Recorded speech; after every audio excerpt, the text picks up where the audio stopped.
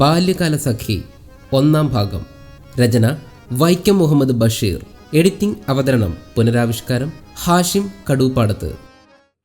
സുഹ്റായും മജീദും ബാല്യകാലം മുതൽക്ക് തന്നെ സുഹൃത്തുക്കളായിരുന്നുവെങ്കിലും അവരുടെ സൗഹൃദം ആരംഭിക്കുന്നത് ഒരു ചെറിയ ശത്രുതയിൽ നിന്നാണ്. എന്താണ് ഈ ശത്രുതയ്ക്ക് കാരണമെന്നല്ലേ? അവർ രണ്ടാളും അയൽവാസികളാണ്. ഒപ്പം വളരെ സൗഹാർദ്ദത്തോടു കൂടിയാണ് ആ രണ്ട് കുടുംബങ്ങളും ജീവിച്ചിരുന്നത്. എന്നാൽ സുഹ്റായും മജീദും തീർത്തും ബദ്ധവൈരാഗികളായിരുന്നു കേട്ടോ.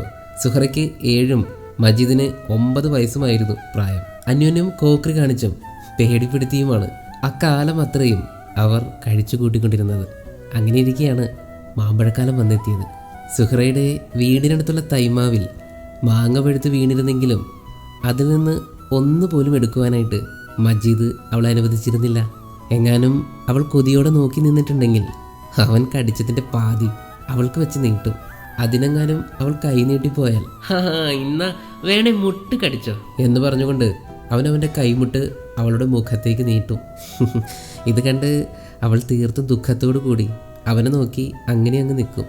നല്ല ഭംഗിയാണ് സുഹ്റയുടെ ആ നിൽപ്പ് കാണാനായിട്ട്. ഉണ്ടക്കണ്ണ് വിരിച്ചുകൊണ്ടുള്ള ഒരു പ്രത്യേക നോട്ടമായിരിക്കും സുഹ്റയ്ക്ക്. അപ്പോൾ കാണുമ്പോഴൊക്കെ കണ്ണുരുട്ടിയും നാവ് നീട്ടി കാണിച്ചും മജീദ് അവളെ ഭയപ്പെടുത്താൻ ശ്രമിക്കും. പക്ഷേ ഇതിലൊന്നും സുഹ്റ പേടിക്കില്ല. ഒപ്പത്തിനൊപ്പം അവളും തിരിച്ചും എന്തെങ്കിലുമൊക്കെ ചെയ്തിരിക്കും. സമയം കിട്ടുമ്പോഴെല്ലാം സുഹ്റ മാഞ്ചൂട്ടിൽ ചെന്ന് നിൽക്കും. പക്ഷേ മാമ്പഴം പോയിട്ട് ഒരു ഇല പോലും താഴേക്ക് വീഴാറില്ല. ഇലകൾക്കിടയിലായി നല്ല പഴുത്ത മാമ്പഴങ്ങൾ ഒത്തിരിയുണ്ട്. ഇക്കാര്യം അവൾക്കറിയാമായിരുന്നു. മിഷർ കടിച്ചാലൊന്ന് പേടിച്ചാ അവളതിൽ വലിഞ്ഞു കയറാതിരുന്നത്. അതെങ്ങാനും പിടിച്ചാ കടിച്ചു കൊന്നു കളയും. ഇനിയിപ്പോൾ കടിയനുറമ്പില്ലെങ്കിലും ആ മാവിൽ വലിഞ്ഞു കയറുക എന്നത് സുഹ്റയ്ക്ക് സാധ്യമാണോ? അവള് ഒരു പെണ്ണല്ലേ. അങ്ങനെ ദിവസങ്ങൾ കടന്നുപോയി. സുഹ്റ ഒരു മാമ്പഴത്തിനായി കാത്തിരുന്നു. ഒരു ദിവസം അവളുടെ ആ കാത്തിരിപ്പിന് വിരാമം ഇട്ടുകൊണ്ട് എന്തോ ഒന്ന് പ്ഡോം എന്ന് താഴേക്ക് വീണു. ആശ്വാസമായി. അവൾ ഒരു നിമിഷം പോലും പാഴാക്കാതെ ഓട്ടിച്ചെന്നു. പക്ഷേ താഴെ വീണത് മാമ്പഴമായിരുന്നില്ല, അതൊരു വെള്ളയ്ക്കായിരുന്നു. അവൾ നാണിച്ചുപോയി. ആരെങ്കിലും തൻ്റെ ഈ അമളി കണ്ടിരിക്കുമോ? ഒരു നിമിഷം അവളൊന്ന് ചിന്തിച്ചു നിന്നു. അല്ല, മാവിൽ നിന്ന് ഇങ്ങനെ വെള്ളയ്ക്ക് വീഴാ? സുഹ്റ തിക്കും പൊക്കും നോക്കി കണ്ടു. അവൾക്ക് വിറഞ്ഞു കയറി. ഇത് അവൻ്റെ പണിയാണ്. അവൻ യാതൊരു അർത്ഥവുമില്ലാത്ത ഒരു ശബ്ദം പുറപ്പെടുവിച്ചുകൊണ്ടിരുന്നു. ചിങ്ക് ചിക്ക് ചിങ്ക് ചിക്ക് ചിങ്ക് ചിക്ക്. അവൻ താഴെ ഇറങ്ങി സുഹ്റയുടെ സമീപമെത്തി. എന്നിട്ട് ഉണ്ട കണ്ണ് രണ്ടും വട്ടം കറക്കി നാവ് പരമാവധി നീട്ടി പുറത്തേക്കിട്ടുകൊണ്ടും ഉഗ്രരൂപത്തിൽ നിന്നു. ആ നിൽപ്പ് കണ്ടാൽ അന്നാട്ടിലെ പെൺപിള്ളേരെല്ലാം ഇൻ്റുമോന്നും വിളിച്ചുകൊണ്ട് ചിതറി ഓടും. പക്ഷെ ഓളവിടെ തന്നെ നിന്നു. എന്നിട്ട് തലചരിച്ച് നാവ് നീട്ടി കണ്ണുകൾ തുറപ്പിച്ച് അവളും അങ്ങനെ തന്നെ അങ്ങ് നിന്നു. മജീദിന് ദേഷ്യം വന്നു. ഇത്രയും പോന്ന ആണൊരുത്തനെ ഒരു പീക്കിരി പെണ്ണ് ഭയപ്പെടുത്താൻ ശ്രമിക്കുകയോ? മജീദ് ഒന്നും കൂടി സുഹ്റക്കരികിലേക്ക് ചേർന്ന് നിന്നു.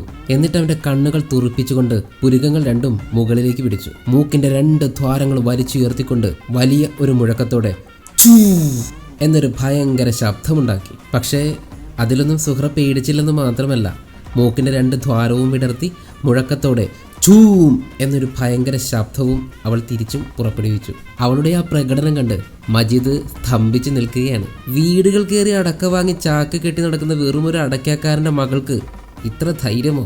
നാട്ടിലെ പണക്കാരനായ തടിക്കാരൻ്റെ മകനെ ഇവളെന്തുകൊണ്ട് ഭയപ്പെടുന്നില്ല? പെണ്ണായിട്ടുണ്ടെങ്കിൽ ആണിനെ ഭയപ്പെടേണ്ടവളല്ലേ? അവൻ എത്ര അടുത്തേക്ക് ചെന്നിട്ടും അവൾ നെല്ലിട മാറിയില്ല. മജീദിന്റെ അഭിമാനം പുകഞ്ഞു. അവന് കലശലായ ദേഷ്യം വന്നു. ഹൊമ്പടി, നിന്റെ പേരെന്താടി? സുഹ്റയുടെ പേര് മജീദിന് അറിയാമെങ്കിലും അറിയില്ലെന്ന ഭാവത്തിൽ അവൻ അവളുടെ കൈത്തണ്ടയിൽ കയറി പിടിച്ച് അധികാരഭാവത്തിൽ ചോദിച്ചു. ആ നിമിഷത്തിൽ എന്തെങ്കിലും ചോദിക്കണ്ടേ? അവനൊരു ആണായി പോയില്ലേ?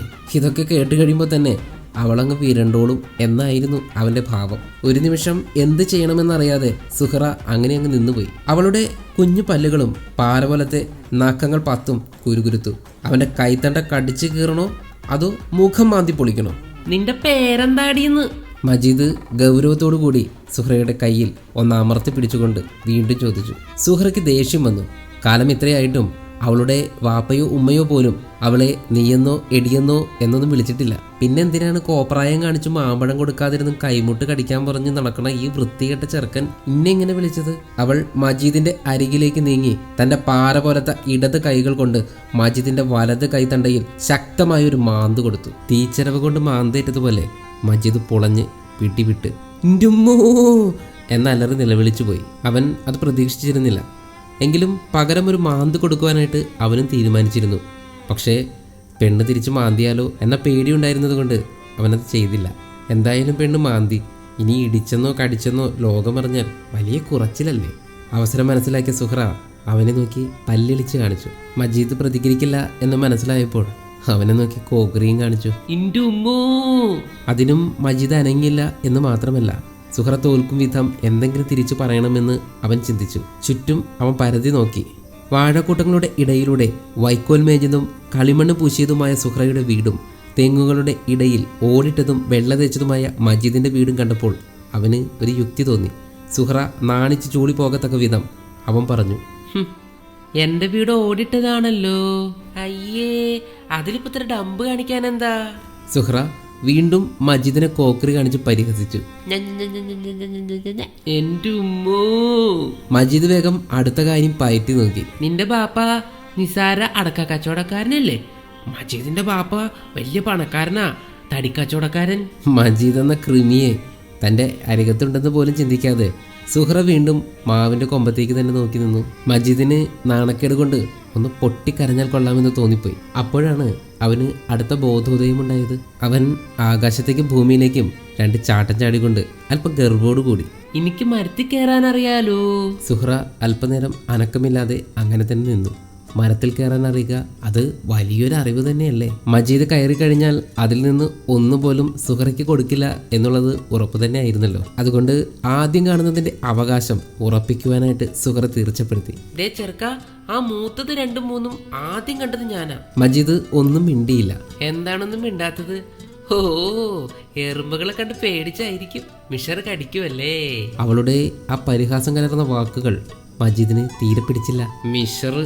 മിഷറല്ല, കരിന്തേട് പൊതിഞ്ഞാലും അത് ഞാൻ കയറി പറിക്കും.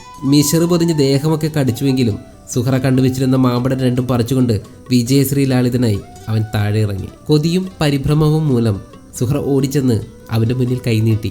അത് ഞാൻ കണ്ടല്ലേ, ഇങ്ങ് താച്ചക്ക. ഹമ്പടി കൊതിച്ച് പാറു. അവൻ മാമ്പഴം മണപ്പിച്ചുകൊണ്ട് തിരിഞ്ഞു നടന്നു. എന്നിട്ട് സ്വയം പറഞ്ഞു, ഇത് കൊള്ളാലോ, ഹമ്പടാ, നല്ല മണം.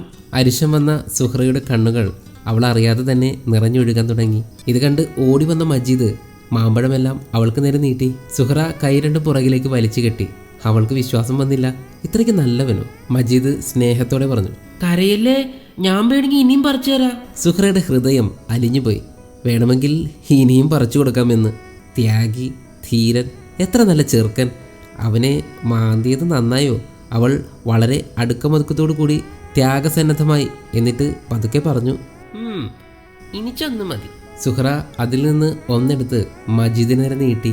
അവനത് മേടിച്ചില്ലെങ്കിൽ അവൾ കരയുമെന്നും പറഞ്ഞു. അത് കേട്ടപ്പോൾ മജീദ് അത് വാങ്ങി. മജീദ് മാമ്പഴം വാങ്ങി കടിച്ചു തിന്നുമ്പോൾ അതിൽ നിന്ന് അല്പം ചാറ് അവന്റെ നെഞ്ചിൽ പടർന്നിരുന്നു. അവിടെ മിഷർ കടിച്ചിരിക്കുന്നത് കണ്ടപ്പോൾ സുഹ്റയ്ക്ക് സങ്കടം തോന്നി. അവൾ മെല്ലെ മജീദിനരികിലേക്ക് ചേർന്ന് നിന്നു. എന്നിട്ട് അവ ഓരോന്നും നുള്ളിയെടുത്ത് കളയാൻ തുടങ്ങി. സുഹ്റയുടെ നീണ്ട നഖം അവന്റെ ശരീരത്ത് കൊണ്ടപ്പോൾ മജീദിന് ഒരല്പം ദുഃഖം തോന്നി. അന്ന് മാന്തിയെങ്കിലും വളരെ കാലത്തേക്ക് സുഹ്റ മജീദിനെ മാന്തുകയും നുള്ളുകയും ഒക്കെ ചെയ്തിട്ടുണ്ട്. സുഹ്റ മാന്തുമെന്ന് പറഞ്ഞാൽ മജീദിന് പിന്നെ ഭയമായിരുന്നു. അവളുടെ ഏറ്റവും ശക്തമായ ആയുധം ആ നഖങ്ങളാണെന്ന് മനസ്സിലാക്കിയ മജീദ് പിൽക്കാലത്ത് അവളുടെ അറിവോടും സമ്മതത്തോടും കൂടി ആ നഖങ്ങൾ മുറിച്ചു കളഞ്ഞു. ബാല്യകാല സഖി 1-ാം ഭാഗം. രചന വൈക്കം മുഹമ്മദ് ബഷീർ. എഡിറ്റിംഗ് അവതരണം പുനരാവിഷ്കാരം ഹാഷിം കടൂപ്പാടത്ത്.